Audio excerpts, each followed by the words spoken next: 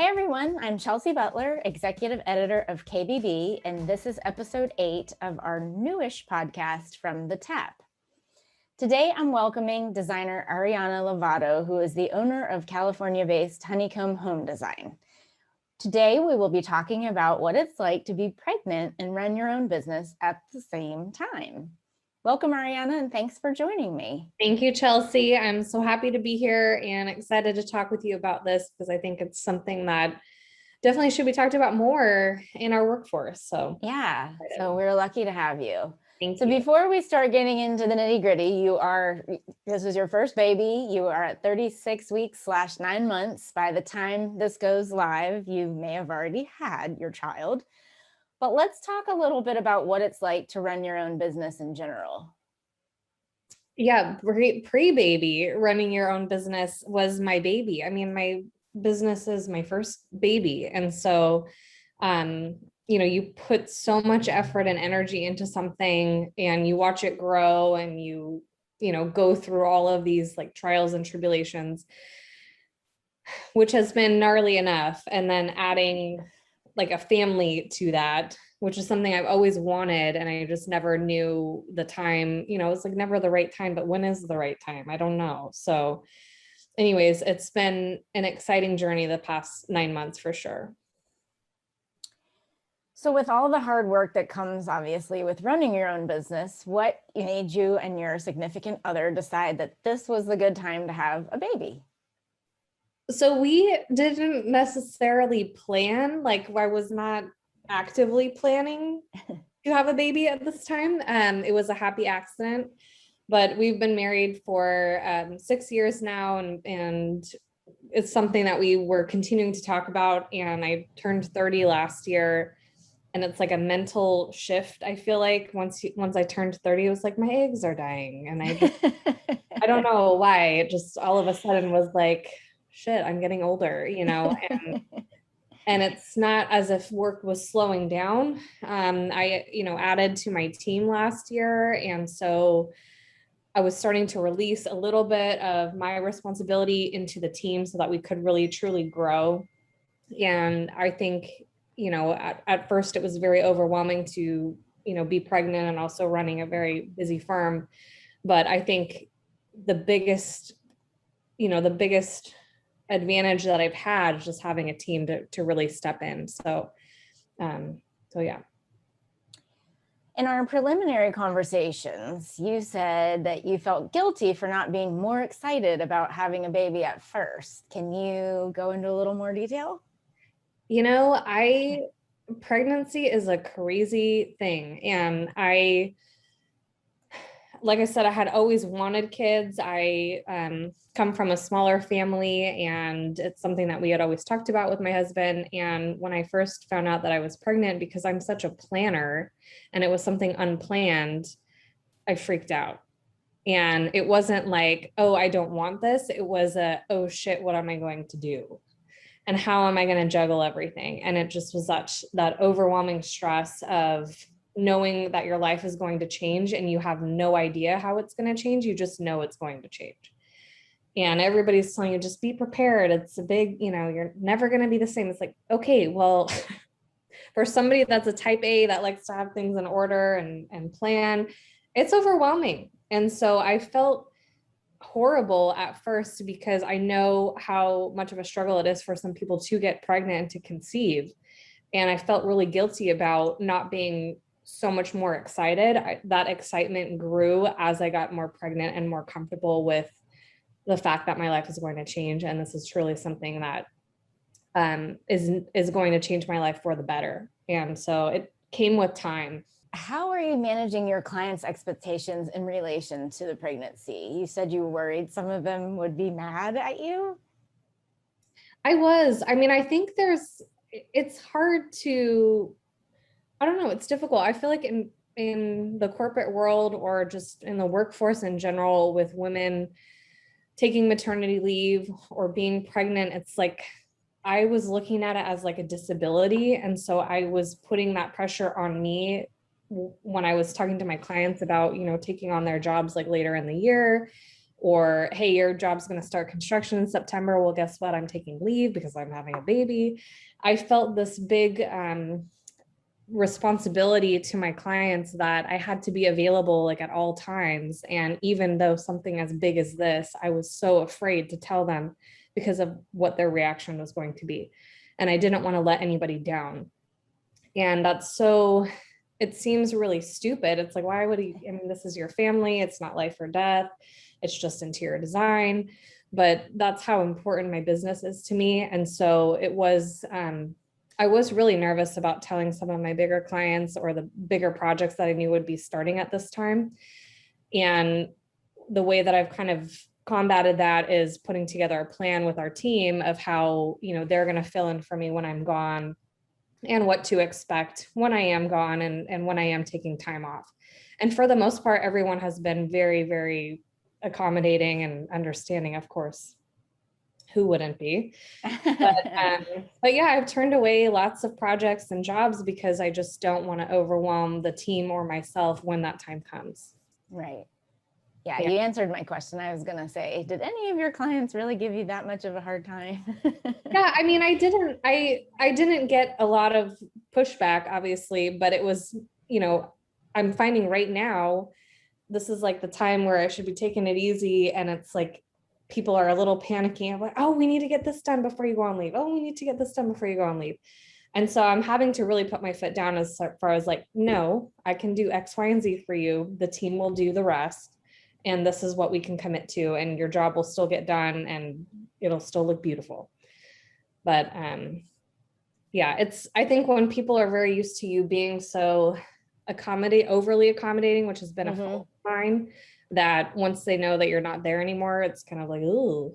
That makes sense. You said you gave some examples of how you are, you know, planning ahead in terms of your projects and who can take care of what on your team. What are some other ways that you've had to plan ahead in regard to your business?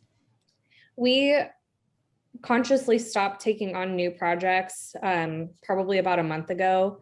And I have kind of a wait list set up for when I do get back for new consultations or new projects, because I did not want to, like I said, overwhelm the team or overburden them because they're already doing so much and then taking on some of my roles as well when I'm gone. So we do have a wait list for when I get back, and I have some clients that, or some people that didn't want to necessarily wait and they wanted to get started sooner. Fine, whatever.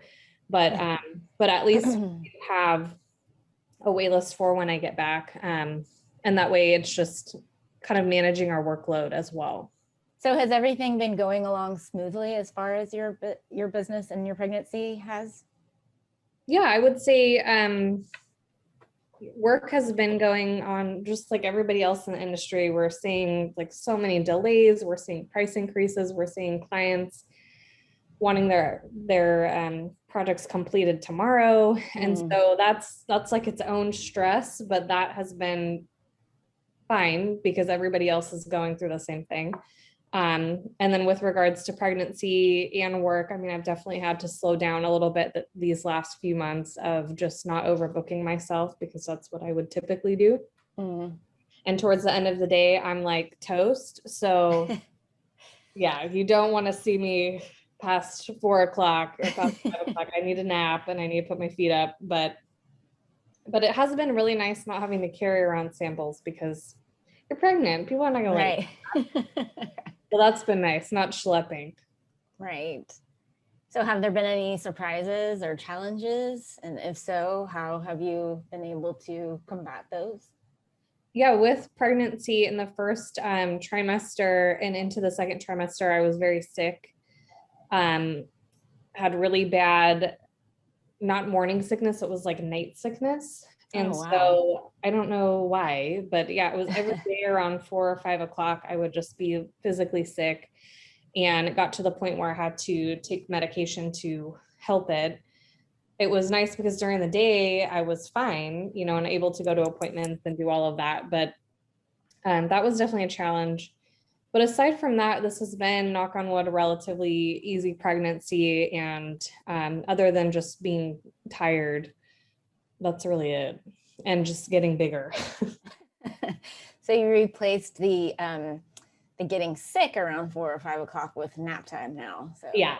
Now it's just, I mean, it's crazy how your body just tells you no. I'm used to just like pushing myself and just, I'll get up and do it. I'll go do it. And it comes to a point where it's like, nope, not happening. And that's a very humbling experience. That's probably the biggest thing that I've learned being pregnant, is just to listen to your body. So we talked a little bit about how your team plans to step things up for you. Can you get into a little bit more detail there? And are you planning to take all the time that you need? Yeah, so our team, I have a total of 3 designers on staff right now: a lead designer, a junior, and then an assistant / office admin. And basically our lead designer is going to take lead as far as point of contact on the active projects that we have right now. And then she'll be responsible for kind of delegating tasks between the junior and the assistant designer. And then if anyone is needing any kind of general inquiries, or if I get, phone calls while I'm out from prospective clients, then that's something that our office admin will be taking care of. And I plan to hopefully kind of check in with them at least once a day, for half an hour, just to kind of stay connected, because the way that I am wired, it's hard for me to completely turn work off. Even when I'm on vacation, I don't do that, which is not good. I know that I will be forced to do that in the best way with having this life that I'm responsible for and this new schedule. So taking time off, I've planned to take about 8 weeks off, and I can extend that if I'm not healing well, or if I feel like I need more time. And I plan to return probably part-time, not full-time yet, because just trying to figure out childcare and how everything goes with breastfeeding and all of that. So it'll be kind of a hybrid schedule, but luckily our new office is walking distance from my house. And so I think it'll be easier, hopefully, to manage that. So be honest, are you nervous about how things are going to go when you're gone? I am nervous. I mean, I think anybody would be, because this has just been like an extension of me, and you're giving up a lot of control over something that you built and put together. And so you feel this like insane amount of responsibility. So yeah, I am nervous about it, but I know that I will never get this time back that I'm about to have. And I will always have work. Work will always be there when I get back. And so I'm really going to not put too much pressure on myself to be perfect in every aspect. It's like, to me, just survival mode for the first month of just like, what the heck is happening? And, getting used to this new schedule. And then from there, just hopefully easing into it. And I'm sure that you have the utmost trust in your team. I do. I mean, they are so awesome, and they work so hard, and they know, what our standards and what our deliverables are. And all of our clients that have active jobs in, that we have deliverables due at that time frame, know that they're all involved in this. And I've given them full attention ahead of time, as far as like, I'm going to be gone. I'm not going to be your point of contact. If somebody from the team needs to get a hold of me, they can, but do not expect me to call or text or email you back for a while.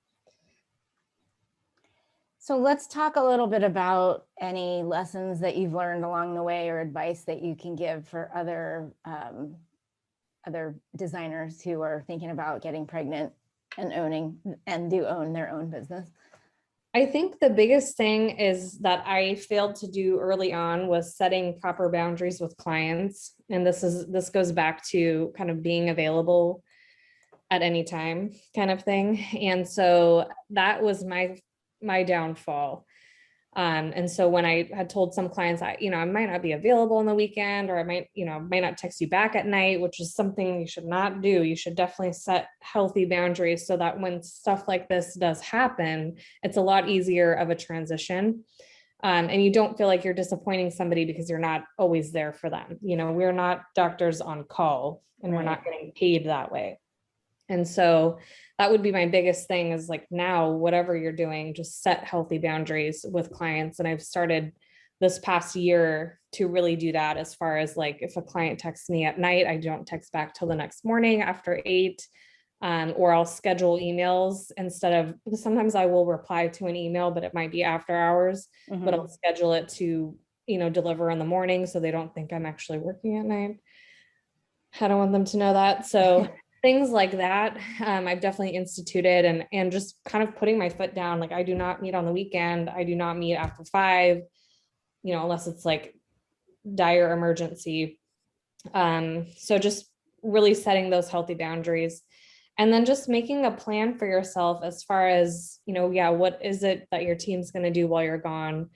And what do you realistically think you can take on while you're gone, or if you're just going to spend time with family and unplug? And I think it also depends if it's your first or your second child, because that is also a little bit different too. And that said, do you think that you'll probably be having more in the future? We've talked about it, and I have a sibling. I love having a sibling, so I would love to have another one, but I'm also in the mindset of, let's get this guy out first and like see what happens. And just, nobody can tell you how your delivery is going to go, or how you are going to adapt to your life change. And I think that's the biggest, like, overwhelming sense of like, what the heck is going to happen, that you just have to trust in the universe that it'll all work out. All right. So when you do return to the workplace, what are your plans for the little guy? So I guess it's a boy, because that's what you said. A boy, yes, it's a boy.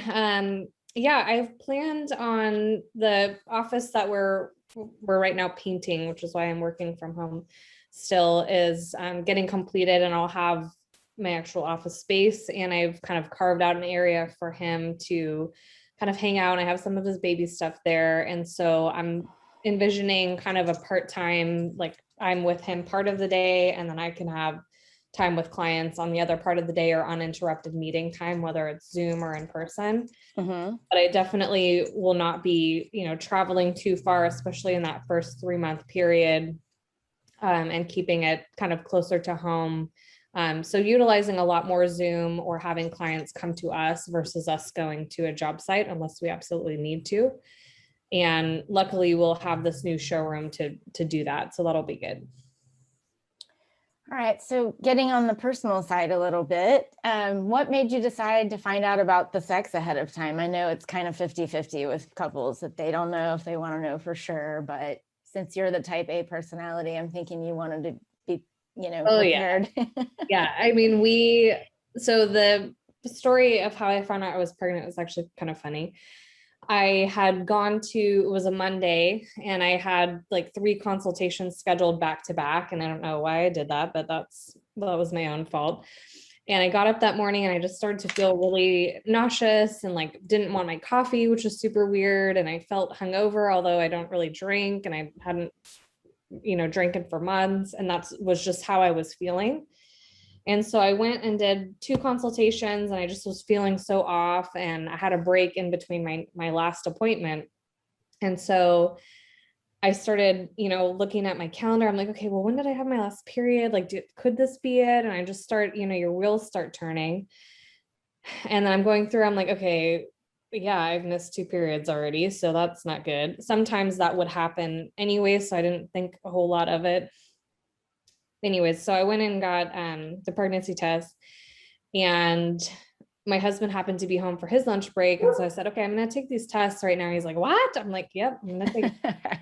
So then I took 3 of them, and then they all came back positive. And I'm just like, oh my God, oh my God, oh my God. And my mom is an ultrasound technician. So right away I call her and I say, what do I do? These are all positive. Oh my gosh. She's like, honey, you need to come in right now. You need to come in right now. So she could do a scan on me, and she's like 5 minutes away. So I went in like 20 minutes later. She did a scan. She says, I'm pretty sure you're pregnant. Like, okay. So freaking out. And then I had 20 minutes until my last appointment. So I went to my last appointment all with my brain just buzzing of like, holy shit, what is going on? And I had to like take all these measurements, and I was just, my notes from that day were so scrambled. And anyways, it happened to be one of my really good clients, and I told her after the fact, like, I found out I was pregnant right before your appointment. That's why I was kind of off that day. And she was like, oh my gosh, I had no idea. And I can't believe you didn't tell me, blah, blah, blah. But anyways, so that was how I found out. But so with that being said, my mom being an ultrasound tech, I've had the luxury of having plenty of ultrasounds throughout my pregnancy. And so at every moment that we could, she was kind of tracking it. And she was the first one that saw that it was a boy. That is so awesome. Yeah. So I had really no preference of boy or girl. I just wanted a healthy baby, and so did my husband. And so now that it is a boy, I'm really excited because I just want him to be a little mama's boy and just go with me everywhere. So Right. he's going to be a little job site baby. I know that. He'll have a little hard hat. Yeah. So since you're a designer, I'm assuming, have you designed a nursery for him? I have. I went over the top with the nursery, and I'm photographing it today, actually. So I will be posting kind of a before and after. Okay. But it's a very fun theme, kind of loosely based on where the wild things are. Oh, I love that. I kind of I found a wall mural that I loved, and then that kind of set the tone for the whole room. I went overboard on this thing, and it's the nicest room in our house. Oh my goodness. For sure. And it was the first nursery I'd ever done. I had really no idea what you should or shouldn't have. But then I kind of went through a rabbit hole of research, and I found a really cool glider that auto reclines, and really beautiful nursery furniture from Duck Duck. And yeah, I'm just excited to show it. Yeah, I wonder if your son will grow up following in your footsteps. I don't know. We'll see. Yeah, he will either love or hate it. So So I'm wrapping it up with the most obvious question. Can we talk about potential names, or do you actually have one chosen already? yeah, we have one chosen. Ever since we had ever talked about kids, my husband loved the name Pierre. And so the baby's name is Pierre Naderi Lovato, and Naderi is my mom's maiden name. So it's a Persian name and a family name, which I really wanted to have a part of the name. And then last name is Lovato. So oh, that's awesome. we're really excited. Massimo was my pick. And so we end up having another one, and he's a boy, and then Massimo. Yeah, I was going to say you can use that for your second one if you have a boy. Yeah. So awesome. I know that I am so excited to see pictures. I will check out your website so I can see the pictures, the before and after nursery. And best of luck to you. And hopefully everything goes smoothly. And the next time we will be talking to you, you will have Pierre. Yeah, hopefully he'll be here earthside, safe and sound. And then we can do another podcast about having a baby and a second baby, which is your right. business. So. Oh, that's awesome. Well, thank you so much for the helpful advice, and we will talk to you soon. No problem. Thank you, Chelsea. Thank you.